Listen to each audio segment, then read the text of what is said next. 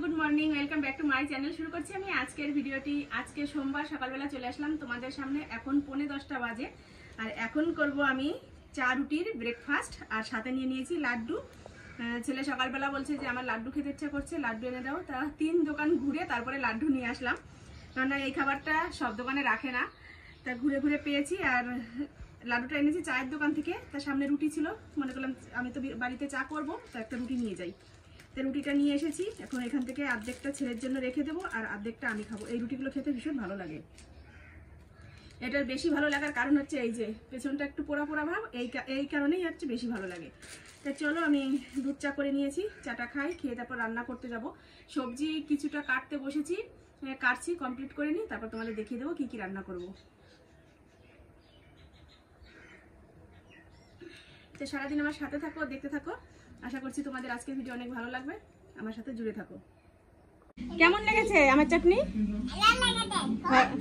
খুব টেস্টি লেগেছে। আমাদের খাওয়া দাওয়া হয়ে গেছে আর আমার এই দুই ভাইজি এসেছে। তা আমি আমের চাটনি খাচ্ছিলাম। আমার এই ভাইজি বলছে পিপি আমাকে একটু দাও, আমিও খাবো। তা ওকে একটু খাইয়ে দিলাম। আর আমার ভাইজি কি বলছে শোনো। তুমি খেলে না কেন? আমি খাবো না। আমাদের বাড়িতে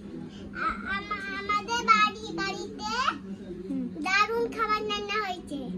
কি খাবার রান্না হয়েছে? চিংড়ি মাছ। ওই দেখেছো চিংড়ি মাছ রান্না হয়েছে বলে এর জন্য ওকে কত জোর করলাম খাওয়ার জন্য, বলছে আমি খাবো না। চাটনি মুখের মধ্যে দিতে গেলাম, সেটাও খাবে না। ভাত খেতে বললাম, সেটাও খাবে না। আর আমার এই ভাইজিটাই ভালো, কি সুন্দর আমার কাছে চেয়ে তারপরে খেলো, বললো পিপি আমাকে একটু দাও, আমি খাবো। অনেক কথা হলো। আমার ভাইজি বলছে তুই আমার পিপির খাবারে লোভ দিচ্ছিস কেন? তাই না শোনা? ওটা লোভ নয়, ছোট মানুষ না, খেলে কিছু হয় না। মাছলা তো ভিক্ষা করতে চায়, তাহলে পয়সা দিয়ে একটা টিকিট দিতে চায়, আরো পয়সা দিতে চায়, আর একটা খাবার দিয়ে দিবে। তারপরে খেতে ওই তেলের বাজার পড়ে যাবে, ওকে নামাই দিয়ে চাপা দিয়ে ফেলাই দিবে। ঠিক আছে? চাপা, হ্যাঁ চাপা দিয়ে হবে না। ঠিক আছে, ওইখানে নামাই দিয়ে আসবে, নামাই দিয়ে আসবে, তো দাঁড়িয়ে যাবে। তখন তুই ট্রেনে উঠতে পারবি, তারপরে ওই পাগলটা আবার এসে দাঁড়াবে, তারপরে তোমরা কার কথা বলছো? পাগলের কথা। কেন? তোমরা তো ছোট মানুষ, তোমরা পাগলের কথা বলছো কেন? তোমরা তোমাদের গল্প করো।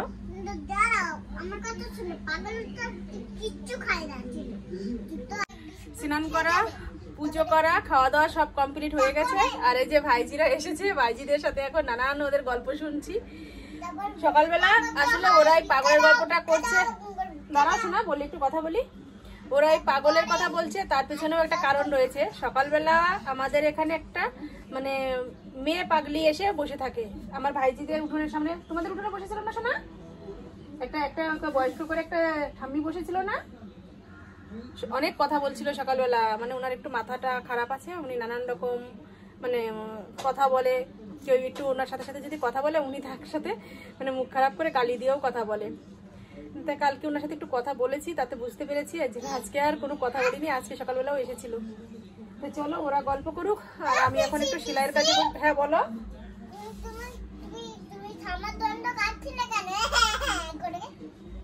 ঠাম্মার জন্য কাঁদছিলাম কেন? ঠাম্মা চলে গেছে না আমাদেরকে ছেড়ে, তাই আমি তো একা হয়ে গেছি। ঠাম্মির জন্য আমার কষ্ট হয়, এর জন্য কান্না করেছিলাম।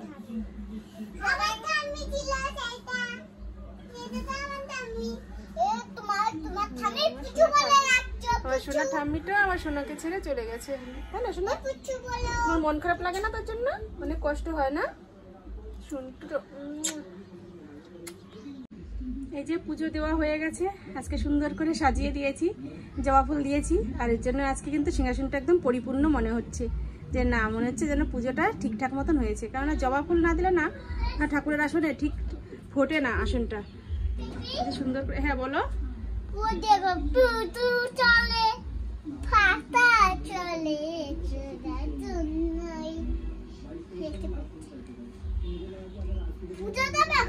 হয়ে গেছে পুজো দেওয়া। প্রসাদ খাবে? দেবো প্রসাদ নামিয়ে? আচ্ছা। নকুলদানা দিয়ে পুজো দিয়েছি, দেখে বলছে আমি নকুলদানা খাই না। তা দিয়েছি নকুলদানা দিয়ে পুজো, অন্য আর কি দেবো। তো চলো আমি খেয়ে নিই। সন্ধ্যার সময় চলে আসলাম তোমাদের সামনে। এই যে একটু রেডি হয়ে নিয়েছি, যাব বাজারে। সেই একই কাজ এখনও বেঁধে রয়েছে, কমপ্লিট করতে পারিনি। তো যাবো। আর ঘরে যে এসেছে একটা ভাই বউ বসে রয়েছে। আর এই যে ভাইজি তো সকালবেলায় এসেছিল, ও এখনো রয়েছে। বলছে আমি এখনো থাকতে পারছি না, মানে ওর ভালো লাগছে না থাকতে, তাই না? সেই সময় তো অনেক কথা বলেছিল, অনেক আড্ডা, ইয়ার কি কত রকম কত কিছু। তো চলো আমি এখন বেরিয়ে পড়ি। আর আমার ছেলে যে ওর পোটা লাইট, ছাতি ঠাতি এগুলো সব সেটিং করেছে, ও এসে এগুলো সব লাইট জ্বালবে, দেখা যাক। তো সেগুলো তো আর তোমাদের দেখাতে পারবো না, কারণ আমি যাব বাজারে। আর ও গিয়েছে আমার সেলাইয়ের কাজগুলো দিতে, বাড়ি এসে তারপরে ওগুলো করবে। তো চলো বেরিয়ে পড়ি। বাজার থেকে বাড়ি চলে এসেছি। যে কাজে গিয়েছিলাম সেটা আজও কিছু হলো না, মানে অনেক বড় একটা প্রবলেমের মধ্যে পড়ে গেছি। কি আর করা যাবে, এখন অন্য জায়গায় চেষ্টা করতে হবে, দেখা যাক হয় নাকি। 100 টাকার কাজ 2500 টাকা চাচ্ছে। কেউ যদি কারো অসুবিধা জানতে পারে আর সেই অসুবিধার সেই মানে সুযোগ নিয়ে তারা তাদের সদ্ব্যবহারটা করা শুরু করে দেয়, মানে শুনে আমার এখন যেন মাথা যন্ত্রণা শুরু হয়ে গেছে, এরকম অবস্থা। আমি বলছি দেখা যাক, পরে আমি ভেবেচিন্তে দেখি কি করা যায়।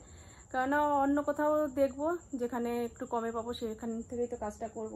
তো কিছু জিনিস দরকার ছিল, আসার সময় হাটবার, যেহেতু হাটের উপর দিয়ে আসলাম তাই নিয়ে এসেছি একটা সর্ষের তেলের প্যাকেট। এটা আমার প্রায় লাগে। তেলের পরিমাণটা এতটাই মানে বেশি খরচ করে ফেলি যে 2 দিন পরপরই আমার তেল কিনতে হয়। আর নিয়ে এসেছি একটু বিগুলির ডালের বড়ি দেবো। আর কয়েকটা রসুন নিয়ে আসলাম, একটু রসুনের অভাব ছিল ঘরে, রসুন নিয়ে আসলাম। এই দিন মাংস রান্না করেছি রসুন ছাড়া, বুঝতেই পারছো তাহলে কেমন হতে পারে। আর নিয়ে এসেছি চটপটি খাবার, এই চটপটিটা এখন খাবো। তো চলো চটপটিটা বের করি, খেয়ে নিই। এই যে নিয়ে আসলাম চটপটি, এর মধ্যে অনেক কিছু রয়েছে, মটর, ছোলা, চানাচুর, পেঁয়াজ, লঙ্কা, ধনেপাতা, আর তো নানান রকম মশলা রয়েছে। সব কিছু দিয়ে এটা মিক্সড করে বানিয়ে দেয়, ভীষণ টেস্ট লাগে খেতে। তো চলো খেয়ে নিই। কালকে তো নিয়ে এসেছিলাম আলু দিয়ে মাখানো জিনিস, ওটা ছিল হয়তো চটপটি না ওটা ছিল আলু কাবলি। আর আজকে নিয়ে এসেছি চটপটি।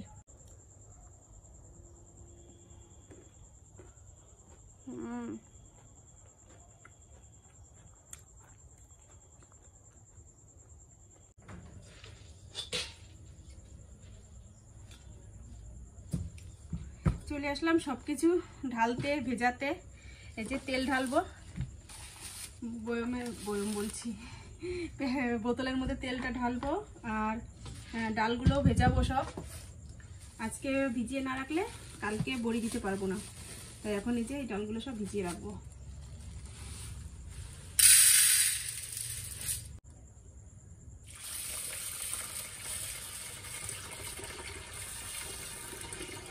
গ্রাম ডাল কিনেছি, তাতেই অনেক হয়ে যাবে।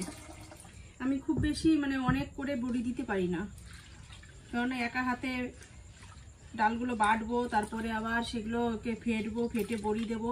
এর জন্য আমি অল্প অল্প করে দিই। আর অল্প করে দিলে কি অল্প দিনে শেষ হয়ে যাবে, জিনিসটা টাটকা টাটকা থাকবে। তারপরে আবার ফুরিয়ে গেলে আবার করবো। এর আগে একদিন 250 না 500 নিয়েছিলাম ডাল, ঠিক খেয়াল নেই, সেই ডালগুলো করেছি। আর অল্প কটায় একদিন মতন মানে খাওয়া যাবে। তো ভাবলাম যে আজকে আবার বাজারে গিয়েছি, যেহেতু আজকে আবার নিয়ে আসি। একটু ভালো করে ডলে দিচ্ছি যাতে ময়লাটা একদম কেটে যায়। আর ঘরে কিছু ছোলা ছিল, সেই ছোলাগুলো এখন ভেজাবো যাতে কালকে সিদ্ধ করে খেতে পারি। ছোলা আর মটর একসাথে মিক্সড করে রেখেছিলাম।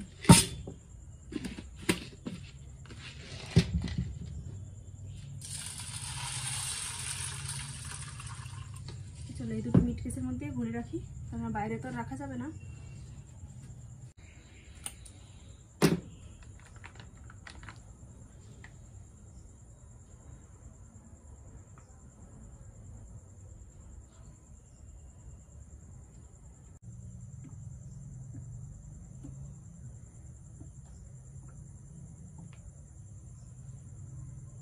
দুপুরবেলা খাওয়া দাওয়া ঠিক হয়ে গেছে, কিন্তু বাসনপত্র ধোয়া হয়েছিল না, এর জন্য এখন বাসনপত্রগুলো সব ধুয়ে নিয়ে আসলাম। বুট করে দিই, এখন আরও কাজ রয়েছে, ঘর ঝাড় দেবো। আর আজকে কি রান্না করেছি, কি খাওয়া দাওয়া করলাম, কিছুই কিন্তু তোমাদের সাথে শেয়ার করা হয়নি। এখন মনে পড়লো, যাই হোক, এখন রাত্রের খাওয়া দাওয়া যখন করবো তখন তোমাদের দেখিয়ে দেবো। কি রান্না করেছিলাম সব কিছুই তো রয়েছে, মানে যেরকম রান্না করেছিলাম সেরকম পরিমাণে নেই, তার থেকে কমে গেছে। তবুও যা রান্না করেছি সেগুলো তো আছে, সেটাই তোমাদের একটু দেখিয়ে দেবো। আর বাসনপত্র এখন ধুয়ে নিয়ে আসলাম, এগুলো একটু জল ঝরে গেলে তারপরে রেখে তুলে দেবো। ঘর ঝাড় দিতে হবে। বিকালবেলা একটু সেলাইয়ের কাজে বসেছি, আর এসব কাজগুলো সব পড়ে রয়েছে।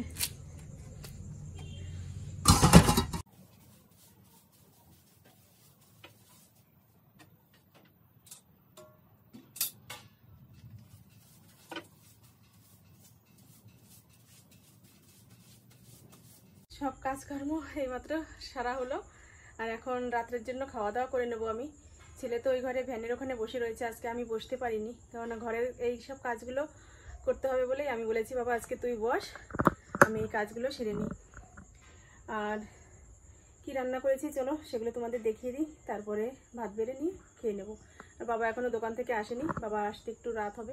আমি একটু আগেই খাচ্ছি, কারণ আমি এখন আবার সেলাইয়ের কাজে বসবো, কাজের একটু চাপ রয়েছে, এর জন্য আমি খেয়ে নিয়ে কাজ করব, তারপর বাবা আসলে বাবাকে দেবো খেতে, ছেলেকে দেবো খেতে। তো চলো ভাত বেড়ে। এখানে করে নিয়েছিলাম 5 মিশালে একটা তরকারি। এখানে রয়েছে ডাঁটা, মিষ্টি কুমড়ো, আলু, পটল আর ডালের বড়ি, এই দিয়ে করেছিলাম এই নিরামিষটা। এতটা রয়ে গেছে এখনও দুপুরে খাওয়া দাওয়ার পরে।